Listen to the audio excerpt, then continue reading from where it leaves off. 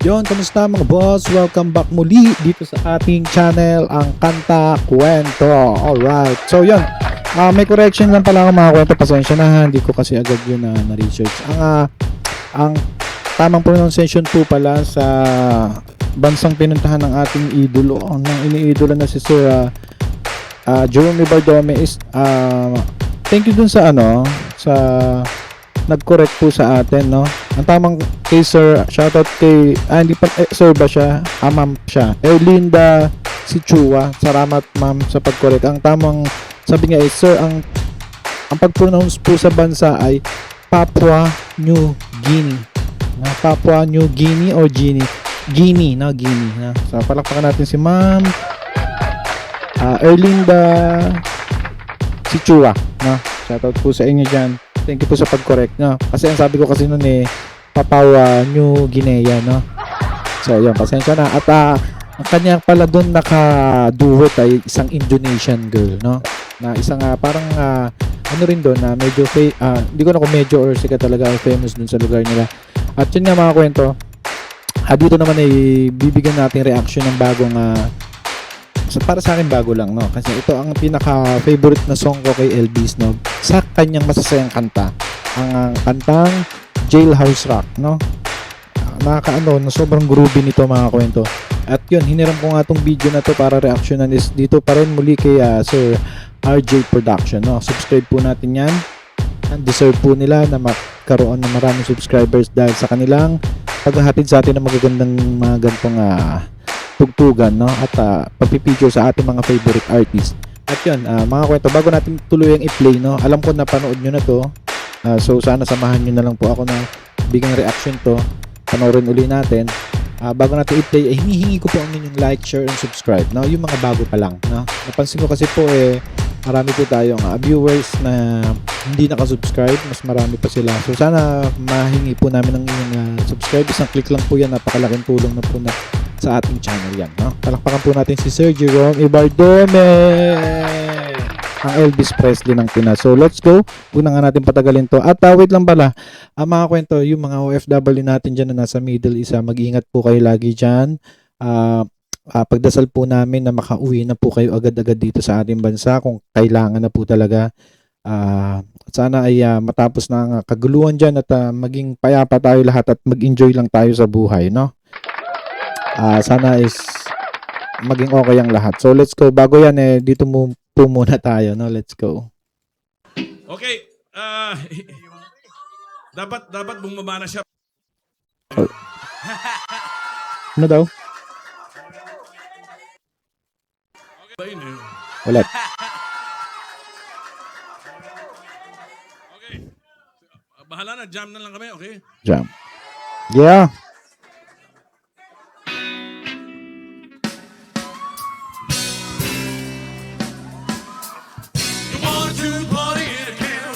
Alright.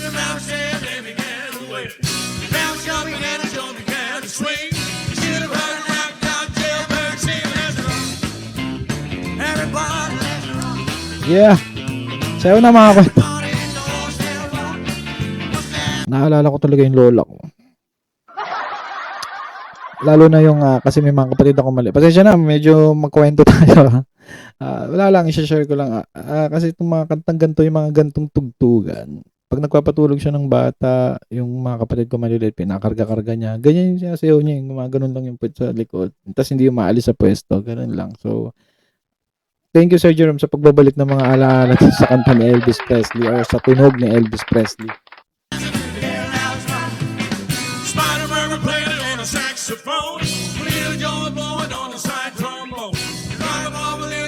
Yeah. Lola, oh. Yeah. Everybody, let's rock. Yeah. Ayun o, ganun. Nakita niyo yung sayo ni Lola. Back natin konti. Ganun na ganun. Ayun o. Ganun lang.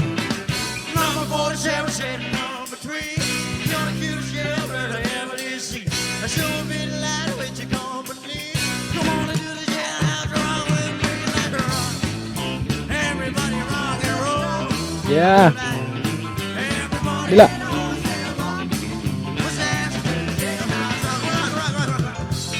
Woo! Galing ng banda. Sana di tayo maka-copyright dito.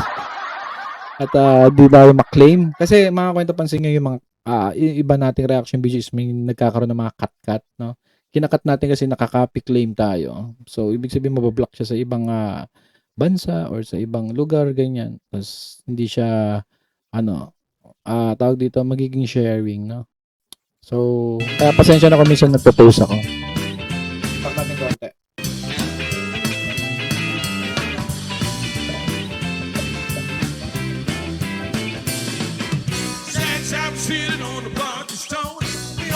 Taas natin konti.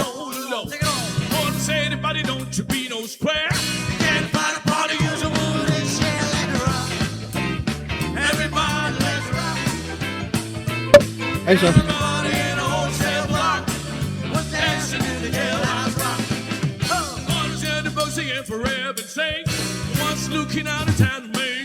Ang kulit niya, tinuturo niya, parang kumanta ni sir. Ito, mga walang practice to, talagang on the spot lang sila, na?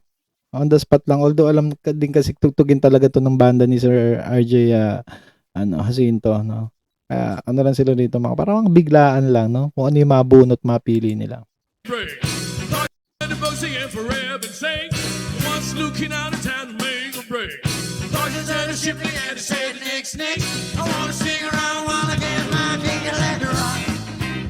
Everybody, let's rock. Everybody in the whole cell block was dancing to the jailhouse rock. We're dancing to the jailhouse rock. Dancing to the jailhouse rock. Dancing to the jailhouse rock. We're dancing to the jailhouse rock. Yeah. Sabi ang bitin, no? Mga kanta ng araw. 2 minutes lang siya. 2 minutes lang siya, tapos dun sa 2 minutes something yan. Ito kasi yung videos ko, may mga intro pa, di ba? So, sobrang iksi, palakpakan nga natin. Grabe, napasayaw ba kayo mga kwento? Yun sa mga nabite, no, sa punta na lang kayo dito kay Sir RJ Production, pakinggan nyo ng buo dyan. At ako rin, ganun, minsan pinapakinggan ko rin ulit. Talagang groovy, nakaka-induct, no? Thank you very much Sir Jerome Ibaldome, at thank you very much din sa mga fans ni Sir Jerome na tumatangkilik din sa ating channel, no? At nababasa ko minsan inaabangan daw nila, no? Maraming salamat, nakakataba ng puso, no? Kaya ang sarap magbasa ng comment section pagka ganyan, no? At nakakataba sa puso at nakaka-inspired mas umano pa magbigay pa ng ganitong reaction, commentary, review, no? Dahil sa inyo mga kwento. Salamat sa mga nagsasabi na nag-aabang.